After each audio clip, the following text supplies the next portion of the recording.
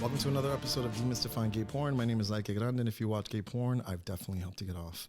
And my guest today has as well. Please help me welcome content creator Trent Marx. How are you? What's up? I'm good. Yeah? What's going on? I mean, this morning, not a whole lot. Yeah? Okay. You just celebrated your 26th? Yeah, yesterday was my 26th birthday. 26th birthday. How was that? It was good. I feel really, confident going into this year of my life, which is, something that I'm, not familiar with, but I'm learning that. It's the last year of your mid-20s. Isn't that crazy? I the look of fear that just came over my face. I'm like, I guess so. No, see, I don't fear getting older because it's something that we all kind of get to do together. Well, it's one thing that I think brings people together in this way because it's inevitable. Yeah, but younger people are always like, oh, well, you're old and this and that. Some people just get there sooner than others. So we're all heading in the same direction. We're all gonna end up in the same place. Yeah. So you've had a very interesting career so far, right? Yeah. You've gone from, first of all, you grew up in New Jersey. Yeah. Right? And then we're in Philadelphia now. You found your way to Philly. How long have you been in Philly? I've been in Philly for the past month right now. I came into town, had some family stuff to deal with, and then I was dealing with that, and then I just kind of left my apartment behind. I was just like, I really don't feel like being in LA, so I was just like feeling inspired, feeling everything, and just like it's good to be somewhere that's very familiar, and you know a lot of people, and you're just like in the groove, and you don't really have to not put on, but more relaxed. Yeah. Okay. How long have you been in LA? 5 years. 5 years. Yeah. What have you learned in LA? What's one of the first things that you learned when you got there? The first things, probably budgeting. Okay. It's expensive. That was the first thing that hit me. Was like, whoa, I'm gonna need like 500 jobs and Etsy and OnlyFans, a sugar daddy, a side gig, a part gig, like a full gig. Like I was like, whoa. So before you got into porn, before you got into, okay, let's start with your main love. You just mentioned it before when we were off camera. Your first love is poetry. Yeah. Okay. How did you come across poetry? I probably started writing when I was like 14 or 15 years old. Like I was in band, I played music, I played a lot of instruments, and that turned into writing music. Mm-hmm. And then I dated a musician, and then we would write a lot of music together, and then I started writing poetry. I probably wrote a full book, maybe like junior year of high school, around that age. It's just in my files. I would never put it out. It's really bad, but and then I put out my first book when I was 23. Okay. Yeah. Self-published? I don't know. Did you self-publish or did you? Yeah, that was a self-published. Okay, cool. Yeah. And what's it called? It's called post-traumatic sex disorder. Wow. Okay. Yeah. So I wrote poetry explicitly about. I had like this weird upbringing, and I had like this weird relationship where I was like in sex work at like 16 years old. Really? So, yeah. Okay. So I started writing poetry about each one of these people because I had encountered a lot of older people, a lot of people that I was having sex with, and it was bizarre. Did you ever? I always thought about this. Did you ever write, or did you ever sleep with someone just so that you can write a piece of poetry? There was a point last year. Yeah, 2 years ago because I've been with my boyfriend for a while now, so I don't know. He's like, what? Yeah, he's over there. Yeah, there was this guy I was dating, and it was pretty. From like the first 2 times I talked to him, I was like, this person is very bad. He is very toxic. He is doing something to my head, but like the work that I was creating was so genius in my head, and I was like, I can't let go of this. And it went and it spiraled so out of control. Like it was such like a whirlwind, like 3 months. But like I feel like sometimes those whirlwind 3-month relationships can be more intense than somebody that I don't know.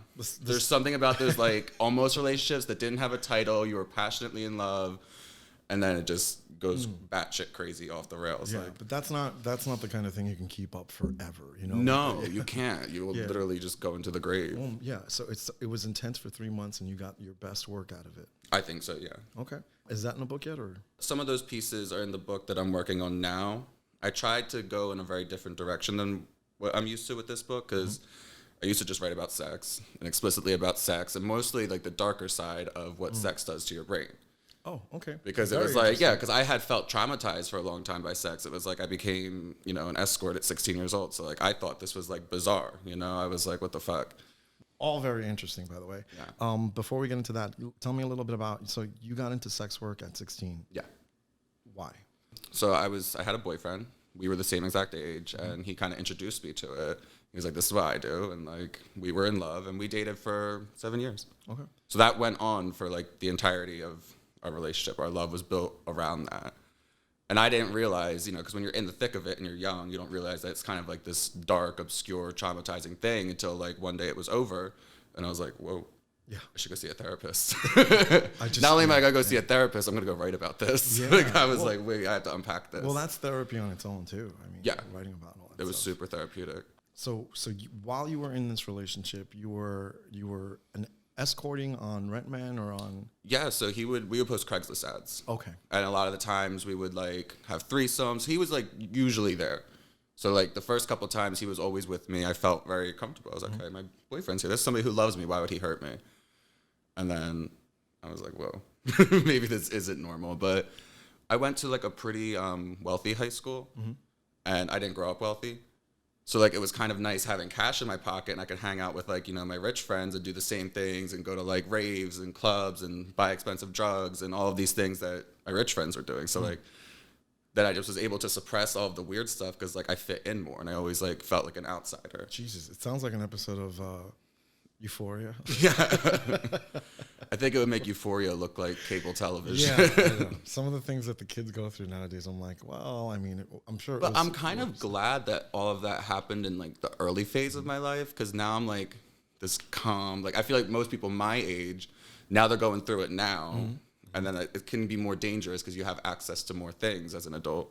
Well, yeah, I think yesterday your post at like 8 o'clock in the morning, I was like, okay, well, not a lot of 20-year-olds do wake up at 8 o'clock in the morning. I'm like, he kind of has his shit together. That's pretty cool. I typically wake up, around like 6:30 a.m. Well, you have to have a certain work ethic. Yeah. Right? When you left Philadelphia after high school, you went to Los Angeles, right? Yeah. You are also a reality TV star. Yeah. Okay. What show are you on? Well, Jack would be a reality TV star. These are two different people. Okay. I consider them two different people. So Jack. Yeah, Jack is like, my name, and like anything that would be under there would be Jack. Okay. I consider. Can we talk about it? Yeah. Okay. So as Jack, you were on a show called X on the Beach? Yes. On MTV? Yeah. Tell me that experience. What was that like? That was bizarre because like the stories I just told you now, I had spent 3 months kind of like in an isolated state in Colorado in the middle of nowhere, and I had written that book. So I was unpacking all that stuff, and then my ex called me and was like, oh, like, do you want to go on reality TV and like do this thing? MTV wants us to go. And I was like, sure. And then so the ex that you had that relationship with? No. Oh, okay. Different boyfriend. Yeah. Okay. He was the first person that I had dated outside of that 7-year teenage kind of thing. He was the first person I think I ever dated as like an adult. Okay. And so we had met, a couple of times when how did we meet? We met when I was bartending at the Abbey. Okay. Yeah, he would come in and flirt and all that. He was cute then. Still cute. What was your experience with reality TV like? I found it strange because while you're there, you're cut off from the world. I was in New Zealand for 30 days, like maybe more. Yeah, and like when you get there, I just didn't know what to expect. And they just lock you in a hotel room. They take your phone and they have the key, and you can't leave this room for like a week before because like it's called sequestering. So they send you on live set? Yeah. Okay. So then you move into a house, and it's pretty much like the real world, but with your ex. Like everyone there is an ex-couple, so there's a lot of drama and fighting, and like it was bizarre, but things didn't work out between us. We don't speak. After that show, or? We spoke a little bit after the show, and then we had made up a little bit, and then like some other drama happened with he was still like talking to another one of his ex-boyfriends at the same. It was just a bunch of drama. His name was Trent. Okay. And I kind of felt like played out by this boy Trent, and I was like, oh well, I'm gonna take your name when I do porn. Damn. Okay. So like because I was like, they're gonna see it. Yeah. Trent. Okay. So that's the birth of Trent Marx. Yeah, it was. I thought about him and I thought about communism in the same kind of thing, and then that was it. Well, it's funny you say that because when I was writing Marx down, that's all I kept thinking of. Marxism, Marxist. Yeah. Okay, so what about the evils of communism, or just not necessarily the evils? No, because that was like the big part of the pandemic, and I was definitely I got interested in reading some theory. I'm not saying I am a communist. No, it's fine. No, I don't think I can say some that. of those, the communist papers and all that stuff. They look really, really good on paper, but it's very, very hard. I mean, everything looks good on paper. Yeah, I mean, but like I was super interested in learning about all of it. I even read what's his name? Something Adam Smith. He was the inventor of capitalism. I read his books too, and I was just like, well, how did we get here? I was super fascinated by all of this last year. Yeah, while it's all happening, right? While the pandemic is raging on, and people are losing their jobs and shit's going down. Yeah. How did we get here? Speaking of, okay, so let's go into a little bit of your porn life or your porn career. What finally triggered you to say, hey, I'm going to do some porn? Well, I knew that I would be good at it. Because I had this like career as a sex worker before. You had some history. So like I knew how to like not fake it, but like if I can fuck an ugly old man, I think I can take a hot model that I might not have chemistry with. So yeah, it came. Somebody had sent me an offer to do just one, and I was like, yeah, this sounds interesting. And me and my boyfriend, we had to seriously talk about it because we were in a monogamous relationship at the time, which we still are. If there's no cameras rolling, it's not an open relationship. Yeah. Okay. So it was like a very separate thing. So we had to have a lot of conversations, and I was like, well, how do I actually do this? I'm going to need a stage name. I'm going to need this. And I wanted to be completely a different person. Because at the time, I wasn't working. And I had a book, but that wasn't done. So I was like, I need income. So it just seemed like the best possible idea. What was the first studio you worked with? Say Uncle. Okay. Yeah. All right. So I did a film. Good studio to start with. Yeah. So I started with Say Uncle. I did like a stepbrother kind of thing. It was kind of weird. I was like, okay. I didn't think I was going to go dive into it more. I thought it was going to just be a couple things. The world will open back up. And then I was just going to go back to my life. And then Trent just kind of became this force, and I was like, I kind of like him. Yeah. I was like, I kind of like being him too. Trent is a very good performer. Yeah, he felt because I was somebody who had been very traumatized by sex and very insecure for a long time, and then it was I could be super confident and put myself out there in this way that all of that kind of eradicated and made me feel so much better about life. I learned how to be confident and secure in myself through that way. I saw one of your posts the other day, and I mentioned it yesterday, I mentioned it yesterday in regard to modeling. Yeah. I'm going to paraphrase it, but it was basically something about meeting shady people in the modeling industry. Well, yeah, so I was, a working model for a long time, and then it was kind of creepy, the industry. And I thought that the porn industry would be just as kind of sketchy or creepy or whatever. So I was prepared to, be harassed or whatever. But I mean, the comments that people make to you and say about your body or sexually loaded things, it's so creepy in the fashion industry. And you'll be somewhere and all of a sudden your clothes are off. And then you're being assessed and kind of grabbed and looked at in a different way, but you're I'm here to sell sunscreen. Yeah. You know what I mean? We're not even doing an underwear ad. Why am I in my underwear? Fuck. And I'd be this is fucking weird. Okay. I'm glad you said that because a lot of people do look at the porn industry and they're like, oh, it's so seedy, it's so gross. But there are so many other industries. I've never felt more comfortable, which sounds crazy. I think a lot of people can't put it together. How is it this comfortable, respectful thing? You're literally just your asshole's open and you're shooting cum out of you. And I'm it's called consent. Yeah. I think the biggest thing in life is always about consent. It's if I'm in a room and I think I'm casting for this and the guy across the room is touching himself, I'm this isn't normal. Yeah. Because that's not what you're there for. That's not what I'm there for. Yeah. So I don't like modeling at all. That's something I don't really do anymore. I just walked in a runway show a couple weeks ago, but that was different. You're pretty good at it, though. I mean, the first time I took a picture of you, I was like, oh, he knows exactly what he's doing. It's fucking crazy. I love it. Because you don't, the thing with OnlyFans models and just for fan models and stuff, we call them models, but they're just people on OnlyFans. Yeah. And I've learned that more and more. You can tell who the models are and who aren't, and you can tell who's professional, who's not, and who's just out there to make money and fucking hustle. Yeah, I feel like you really can't say model unless you've done editorial or been in it's a totally different thing. Or if you've never done a photo shoot, if you've never done a legit photo shoot, because that's work. Yeah. It's hard, and it's So when you taking a selfie, I mean, there is an art to taking a selfie. Yes, but I mean, that's a big part of my job. You got to take 30, and then eventually, my god, yeah, two of them my camera roll. I mean, taking a selfie is a major part of my career, my job. Yeah. I mean, I make my money off of the internet, so the way I look online is super important, and I hate that I have to be that. Isn't that in a way? Yeah, it does bother me. I do wish I could just have somebody that handled it for me, but in time. Yeah, in time. I'll have something that because I don't like looking at it. You do this thing that I've noticed, where right before I'm taking a picture, anybody would take a picture. You kind of like get into that moment, like you know exactly what it's you're a character. doing. Like I've always lived my life through characters. Okay. Like Jack is a character in itself. Yeah. Trent is a character in itself. It's like, I don't know. I've always made up names and characters, and that's been my way to kind of uplift myself. Okay. And like I'm more comfortable in that. Okay, so you started with Say Uncle. What other studios have you worked with? We did something for Treasure Island while I was here. You've worked at Champ. Chaos Man. I did Sketchy Sex. That was a lot of work. I was gonna say, I hear really good things and really bad things about Sketchy Sex. Sometimes. It depends how much you like being gangbang. I guess because it is a lot of work. Like it depends how long you can go. I think that comes down to the performer. Like if you're somebody who can be like gaped for 3 hours straight, like nonstop, sign up. What? And they do something where how much or what is the percentage of guys that go on there that are straight? There was I think like two. Two. Okay, yeah. So I've worked with straight dudes a couple times, and I hate it. Yeah. Why? Like, no shade to y'all, but like it's just like, why are you here? Mm-hmm. I get it. There's more money than the straight side, and they're trying to make a bank, and I'm not gonna ever pass judgment on anybody. But like, if you're making my day turn into a 10-hour shoot because you can hump me twice and then have to go jack off in a corner, maybe this isn't the job for you.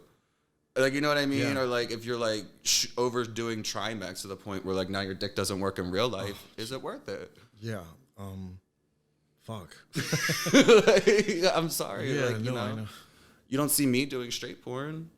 I would do a bi scene. Like I'm very comfortable with girls, but I wouldn't do just a straight scene. But like you carrying the scene. You don't think you can? I don't want to do a one-on-one scene. Yeah, I can see that. I mean, I always hooked up with a girl last week. It was weird. Really? Yeah. Really? What was that like? I was drunk. I was out at a bar, and like this girl I went to high school with, she was like, we were like hanging out. We ran into each other, and then she was like, "Oh, come to the bathroom with me." And I've gone to the bathroom with girlfriends a million times. It didn't feel weird. Get in the bathroom, shut the door. She's like, "I've just always wanted to suck your dick. Like ever since I've known you. Like, can I just like get down?" And like I was just like, "What am I gonna do? Say no?" Like I was just like head is head. It's not. I was just like, okay, go for it. Wow. Okay. Was it at least a nice bathroom? No. It was the Woody's bathroom. It was not nice. Oh. Okay. No. Yeah. Woody's. Yeah. You told me about Woody's. I've heard a lot. Woody's is definitely like a staple in the neighborhood. Yeah, it is. But somebody this weekend kind of said it best, where it's a gay themed street bar at this point. Yeah, because it's so popular, inundated with straight people now. Isn't that fucking crazy? I mean, I worked at the Abbey, and that was like the Hard Rock Cafe of gay bars. Yeah. Like it was like literally like people would come to see it like a zoo. You know, it's so crazy, it's so busy. But like, is it a gay bar?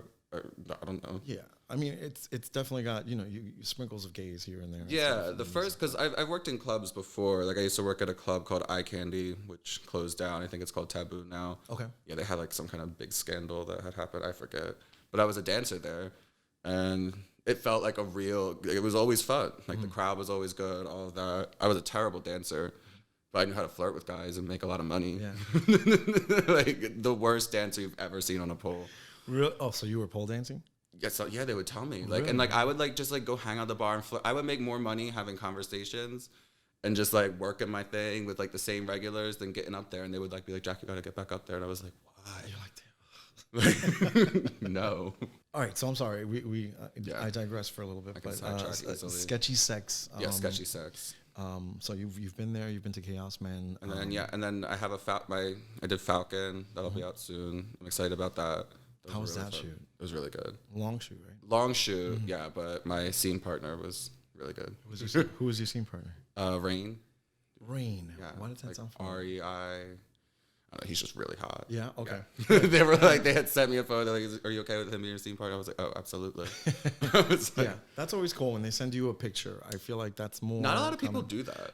Okay, so it's not, because I thought it was more common practice now, but apparently, I've run into some models that are like, oh, I get to pick who I'm going to be with. And I'm like, yeah, well, if you don't know what they look like, some people enjoy the anonymity of it. But I kind of think if you're going to get a good scene, you kind of have to see what the person looks like beforehand. Yeah. And that's kind of what, I mean, I love doing studios, but then like with my OnlyFans, it's like I'm picking out, like I'm DMing, like I'm going directly. Oh, yeah. You're the whole production company. Yeah. I mean, my first scene ever was with Raheem.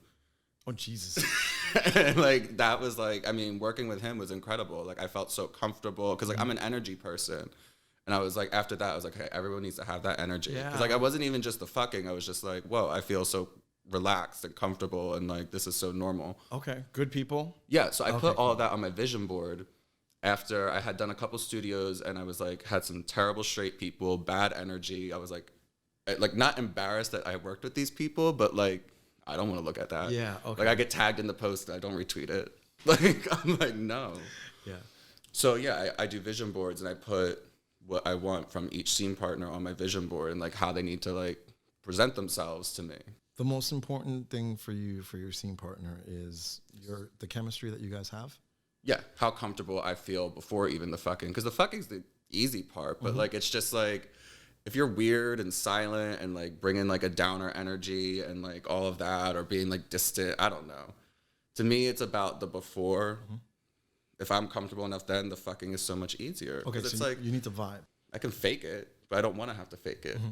Yeah, that you can absolutely tell when someone's faking it too. It's bad. I think so. Yeah. I usually in my head, if I know that it's bad, I'll just like tell myself smile. Like I'll go in my head. Soldier on through it. Yeah, I'll just be like, smile. Like you can't. You're on camera. Have you? Oh my God! You just got nominated for Gay VN. Yeah. Okay, that's so cool. Best fetish scene, right? Best fetish scene. Yeah, I was shocked that I even got nominated. I was like, little me. Like, yeah, it's fun. It's cool. I think it's always nice just to be nominated. I think it is nice to be nominated because there's like 20 different people in the same, like there's 20 different scenes in the same category. They don't break it down as much as they should. But there's so much competition. I mean, there's so many content creators. Like everyone does this now. I think like we're at a point where there are more people in the entertainment industry now than there ever was in history. So. And honestly, I think we thank Kim Kardashian for that. You think so? I think it goes before that. We can thank MTV for that. MTV, yeah, but like I don't want to say normal, but there is this normalization of it where it's like you could do OnlyFans, you can do porn, and still do other things with your life. Okay, I feel like pre-Kim, you're pigeonholed, and once you started doing that and fucking on camera, you were just done. You were done. Your done. Career was like people would like look at it like down on you in this weird way. But now it's like, if you don't have one, what are you doing? Like now it's like kind of weird if you don't have an alt, or like your jobs are asking, oh, where's your OnlyFans link? Yeah, I mean, yeah, you could probably just put it right on the resume because you're running a business. Yeah, true. Yeah, it's exactly what it is. It's a business. I always think it's fascinating because. Okay, so 2018 is when OnlyFans kind of really took off. The pandemic, I think, is like the spike. Yeah, I think a lot of people got into porn during the pandemic. But I'm curious to see what the next 2 years are going to be like, because I really do feel like there's going to be kind of a moment where all of the people that are just signing up because they're like, oh, it's really cool to have one, will realize how much work it is and then just go by the wayside. And then you have models that are actually legitimately trying to be a business. I think a lot of people too, they like overthink the hard, because it is hard work, but at the same time, this is a really fun job. And it's like, if you're just like stressed out and like complaining and like not having fun, you're just going to burn yourself into a hole. Because at the end of the day, it's like, I feel like we're very lucky to get to do what we do. Like it's not rocket science. Like I'm not like behind it. Like, you know what I mean? Like it's like, it's fun. You don't go into it out of desperation. No. That's where I think there's a big difference too, is a lot of people are like, well, I just need to make some money. Well, that's what I was trying to say earlier. Like, I don't knock these straight people that make shoots really difficult, because I'm like, okay, I don't know what it's like to be in their shoes. Like, they're literally sucking a dick and they don't like sucking. Like, I can't. Yeah. Okay. Well, I had a model. So I get it. Yeah. I had a model come yesterday who I think might be straight. And he was doing cam shows all afternoon before he came here, and I needed a cum shot. We were doing a suck scene. Oh, wow. A suck scene is a cum shot. And, you know, at the end of it, he's like, I don't know if I'm going to be able to come. I'm like, well, that's what we're here for. This is, you know, you can't be doing cam shows and then expect. I would think something like that would translate into, okay, well, this company that has a lot of people that will do all of the promotional work for me, I should be the best that I can for this one day, give them this huge cum shot so I look amazing, and then I get more work. But it doesn't work that way. I don't. You want to get rebooked. Yes. That's the key. And you get rebooked on your performance, your look, and how you treat people. And then you'll have, you know, we give them promos and previews. Yeah. You can put them on Rentman, you can put them on OnlyFans and all that stuff. And yeah, it's like a calling card. But I don't know. I don't understand sometimes. Like yesterday, by the time I was done with shooting, I was just like, why the fuck do I keep doing this? It gets very no, I've been in that situation, where people are like, "All right, I came," or like they're hungover, or like they're drunk, and like it's like I have a serious thing where like, I mean, I'm a little hungover right now, but like we're not on camera, so I mean, this is different. Yeah, we're doing an interview, we're having fun. Yeah, this is fun, but like when I'm doing like a normal scene, like I mean, I refuse to like drink and then be on camera because like I get puffy in the cheeks. Like, I'm half Irish, so like it all I'm Irish and Italian, so like the Irish side, it just will stay in my face, and I'm like. I've known that because most of my life has been on camera now. You know, most of my adult life since I've been 19 years old. Wow. It's like, I understand how this works. I understand, okay, don't drink alcohol for 5 days. Don't do this. Like, I know every secret cream or this or that to like make yourself perfect for that moment. Okay. Because it's all smoke and mirrors sometimes. It really is. You did a scene yesterday with your real boyfriend. With my real boyfriend, who just happened to be on set, and I was like, fuck, you need to let's get him in. I mean, it was the way it slowly happened because like I was using him to like get into my solo scene, so like I was making out with him already to get hard and all of that because it was like, why would I need to watch porn when you got the real thing right there? Yeah. And then it just worked out to do a scene with him, and we've never done that before. He's never done a scene before. Well, that's really, really cool. I'm glad that you were able to do that. He did a really good job. Yes. One thing though that stuck out to me was you wanted him to take his shirt off so that he can put his armpit in your face. Yeah. I had mentioned one of my last episodes was an armpit fetish. Is that's one of your main fetishes? Where I would say that's one of my main fetishes, yeah. Like, you know, if I'm like literally just trying to like bust a nut real quick, like and we're just like laying in bed, we just woke up, I'll just be like, put your arm around me. I'll just jack off and I'll come. And like I can start my day. But like it's just like, I don't know. He also has really huge arms too. So it's not just the armpit.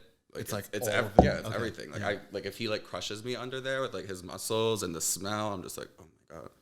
Interesting. Okay. I also like being like choked under his biceps. Okay. There's something to that too. I don't know what that is. Being choked? Not choked, but like just like I don't know, like yeah, crushed. Muscle. My head. Yeah, not around my neck, around my head. Muscle fetish. Yeah, there's a little bit of muscle fetish. Okay. I like bigger men. All right. What else? What else do you get into? Nothing like obscure. I feel like I like my sex life in reality is like my kink would be love. Okay. It sounds so like weird, but like just look me in the eyes and tell me how much you love me. Like passion and being nice. held and like also like pounded out like completely, you know, first. But yeah, I do like just very old fashioned. Okay. Well, you know, I think I'm more conservative in the bedroom when the cameras aren't on. Okay. So if that makes sense. Yeah. I'm more about like very intimate, like lovey moments. Cause I mean, we've been together for almost 2 years. So it's like. You had that moment in there. It was very, you can tell you guys were dating. You can tell you guys were together because a suck scene, people would just literally that's it. It would just be a dick in the mouth and just get me off, you know? Yeah. So this was a little different. It was cool. So I hope people really like that. And I think intimacy sells. Cause like, absolutely. I mean, like it's like, well, like I'll post our videos on my OnlyFans account, but I think that's something that people really like to look at. Like it's not like a listed fetish, but like if you don't have intimacy in your own life and you can see it somewhere else, I mean, it's the same reason people watch the Hallmark Channel. So like if I can be the Hallmark Channel of porn and make intimate like more moments, like well, I mean, it makes you feel something. Kissing videos alone, kissing videos on YouTube, they get so many views. It's fucking crazy. They do. Yeah. Like people could be into anything. People are into like mukbangs and like I wouldn't be opposed to that. Depends what I'm eating, like while I'm having sex. Like if it's like something cute, like a cannoli. Wait, is that what it is? It's a eating while having sex? I think so. I don't know. I've never watched one.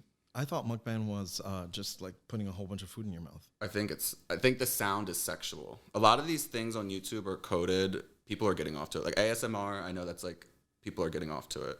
Yeah. And people watching people eat, they're getting off to it. Yeah. That's crazy. I think I'm doing a video like that soon. Yeah. With a company, I forget the name. I got a call and they wanted me, they're like, it's a fetish website. And I think I'm going to eat like a whole pizza on camera, have a heart attack, and then be resuscitated with like the paddles. The paddles is like the key part of the fetish. And they're explaining to me on the phone. I'm like, okay. I'm just like, so pretty much you're saying I get to eat a whole pizza butt naked and that's how I'm paying the rent. And there's no fucking involved. Like I'm just naked.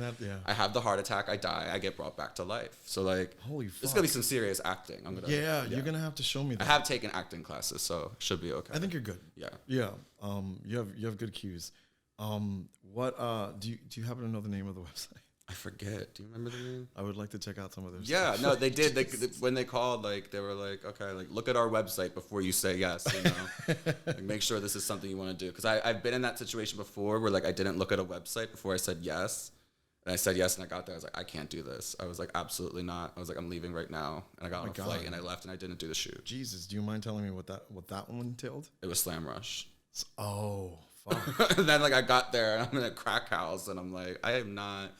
Like, no shade to anybody. If you're getting off on watching people smoke meth, I think it's a very controversial fetish. Yeah. Like, it... Well, we, and by we, I mean in Treasure Island. I wasn't a part of it at the time, but they did a movie called Slammed. Yeah.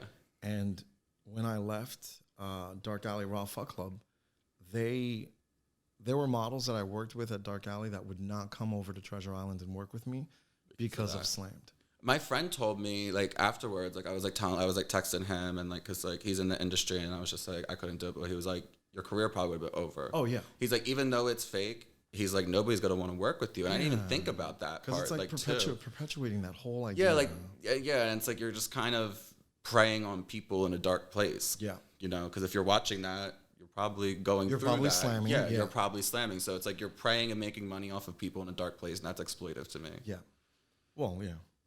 as exploitative as porn can get, because all of it is. All of it, yeah. I mean, it's made to be addictive. Yeah. I'm acutely aware of what it is and how it's consumed and all of that. I mean, I don't watch a lot of porn, but... Do you watch your own porn? Yeah. Yeah? Okay, so you are... Since I've started creating content, I don't really watch porn anymore. Okay, but when, like, for instance... Own, okay, so let's say the Say Uncle scene came out, you'll watch how they put it together? Yeah. Okay, cool.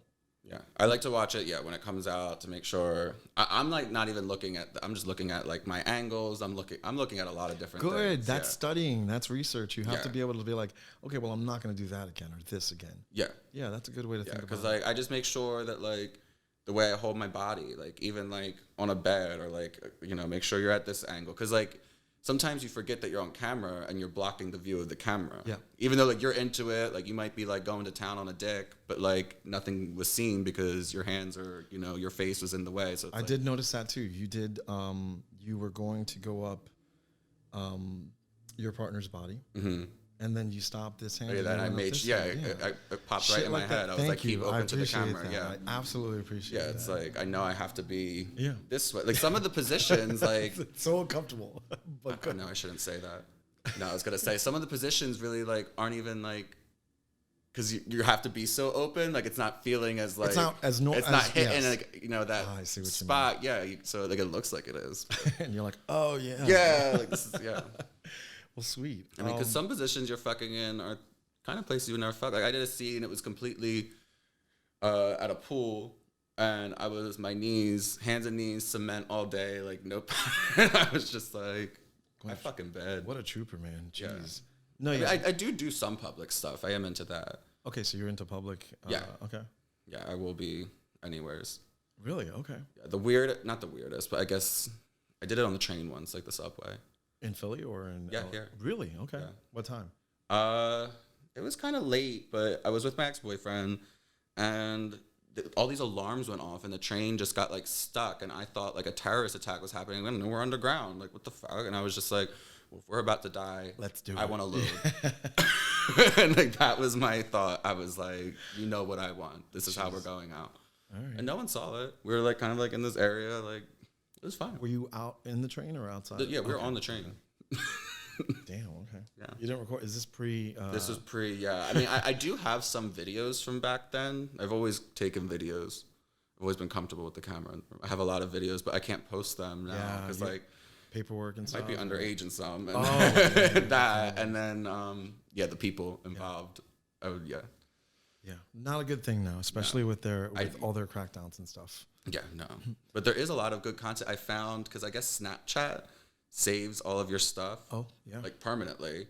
I didn't even know this. And I went back to like 2018, 2017. I was looking at videos and I was like, oh my God, this is so hot. On your... on my phone. But in your conversation with the person? No, like if you click, I guess, near camera roll, then you press like memories. And it has all of your posts from like forever that you've ever done. And like, I don't know, I was looking back, I was like jacking off to myself younger and like with different people. And I was like, oh my God, this is so cute. Well, yeah, you could always take them off and put them up if you get the I don't think I could. Yeah, not from that ex. We've never spoken. Yeah, so we broke up. From Trent? Yeah. Yeah. Maybe I could hit him up as Trent. Yeah. I don't think he knows about, maybe he does know Trent. I don't know. You never know. You'll find out soon enough, right? Yeah, I mean, it's my face. Yeah. That's what my mom said to me, like, because me and my mom had never discussed it. And then she had said something to me like a couple weeks ago for the first time. And she was like, well, how do I start an OnlyFans? Wow. And then I was like, what? And she was like, everyone knows you're a porn star. You just don't talk about it. And then I was like, that was like the segue of the conversation. And I was like, well played. So she's not interested in starting an OnlyFans? She might be. She was asking if there's a market for women of her age. And look, I was like, yeah, mom's called a MILF. There's totally a market for it. I was like, but I was like, do you want my manager's phone number? Like, here you go. Oh, man. That would be interesting. That would be interesting. I don't think that's ever been done in history. Yeah, two people in the same family. Two people in the same family. I mean, there's a lot of twins. Yes, I've seen twins. I've seen brothers, but in straight porn and stuff. But so like real brothers. Yeah, but they don't work together. It's just like I know that they're related. You know that they're related. Yeah, I mean, we wouldn't work together, obviously. Yeah, but the family reunions would be so I can't even. I did a scene for Say Uncle recently, and the script got so like out of hand. I'm your father. It was too. Yeah, like it was supposed. He was my therapist. And the therapist was pretending to be my father. And like, while he's fucking me, he's like, what would you say to your dad right now? Like, tell me how much you love me. And I had to be like, I love you, daddy. Like, dad. Like, I was like, oh, in my head, I'm like, oh, you're going to make so many. I'm going to hell. You're going to make so many perverts happy. It's going to be amazing. There's a lot. I mean, because I've done the Catholic schoolboy thing a lot. And this is like bizarre, right? Yeah, so I grew up Catholic. And, you know, I went and did all that and made my holy confirmation, all that. So like, I grew up in the church.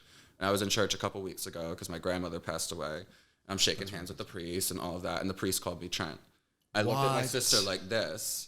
And I was like, the priest watches priest porn. And I was just like, thank you, Father. Like, and he's like, sorry about your grandma, Trent. And I was like, and he looked at me like he knew he shouldn't have said that. Oh, wow. He totally let that out. And I was like, even like the rest of like his service, he had like a stutter. He kept looking at me. He was sweating under that robe. You found out who he was. Yeah, because I was sitting front row. I was front pew. And like, I'm in mass, like, and no one knows this. Like, my mom's holding my hand crying, like, feeling the Holy Ghost. And I'm like, fucking weirdo up there. Like, he's watching my porn. And now he's giving this nice mass about my grandma. I was like, wow. What the fuck? That'll be a conversation one day, right? I don't think so. No. I don't, dude, like, I was like, I can't bring it back. I'm not going to go stop by the church and be like, well, true. What's going on, Father? Yeah. Like, and it was weird because I had thought I had the Catholic guilt after I had done those films that I should go to actual confession and confess about it. Like that, I feel like it just doesn't go away. Like growing up Catholic is so traumatizing. Yes, you're absolutely right. Like that guilt, like I was like literally like I did those scenes. I was like, oh my God. And what happened? Oh, our car got stolen. And I was like, oh, you see what's happening? Yeah. I was like, God's coming. I was like, go make an appointment. We got to go to confession. And then like, yeah. Catholic guilt. You can lose your religion, but you don't lose. You don't lose that guilt. You don't lose the guilt. Yeah, at all. Yeah. It's so strange. Yeah. Well, that's why sex and porn is there, right? Yeah. You can kind of just wash it off. All right, so I've taken up a lot of your time. I don't know what you guys have planned for today, but first and foremost, I want to thank you. I want to thank you for coming on. Yeah, thank you so much for having me. Yeah, it's a lot of fun. I love talking to models, especially when they have stories, and I find them interesting. And I think you're one of the interesting ones. Yeah, I feel like everyone has a story. And yes. We don't get to hear it enough or see it enough because like you have to be, especially on Twitter, like your porn Twitter. You shouldn't really. I was always told you don't go personal. Mm-hmm. Keep it this way. Yeah, but with just like porn and how it's changing, I think the viewers, I think we can go personal. Yes, the viewers are now changing too, and I think it's very nice to know that.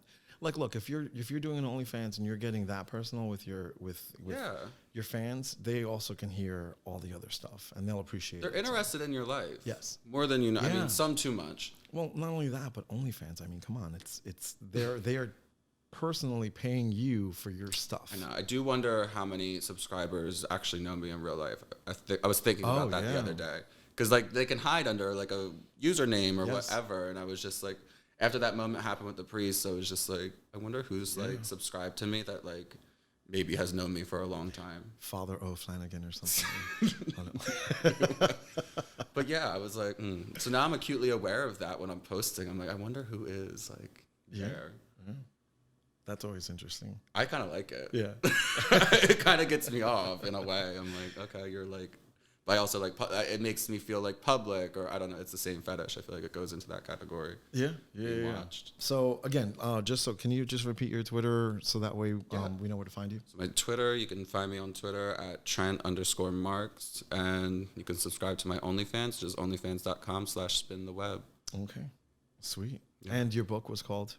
And my book that is out now, wherever books are sold, Barnes & Noble, Amazon, is called Post-Traumatic Sex Disorder by Jack Maddox. Sweet. I want to pick one of those up. I didn't know that. I didn't know you had a book. If I knew that, I would have read it beforehand. Really? Yeah. I guess absolutely. It's like interview study. Well, yeah, you got to know what's going on in here. Yeah. I mean, if you like sex, if you like poetry, and like it's definitely a darker side of sex. I wanted to go that route. Okay. All right. Yeah. So maybe next time we meet, we can do like a little catch up, and we can talk about the book. Yeah. Yeah, and more in depth. Yeah, and then and I have a new one that I just finished, so I'll be sending that to some publishing houses soon. I don't know. When I finish it, I can't look at it for a while. So I just finished a new one, and I'm like, I can't look at this because it's so draining. Yeah. Okay. Well, sweet. Perfect. Guys, this is Demystifying Gay Porn. We're on every Demystifying Gay Porn. We're on every podcast directory. We're on YouTube. My name is Ike Grande, and if you watch gay porn, I've definitely helped you get off. And so has Trent Marx. Thank you so much for having me. Thank you. So fun. Cheers.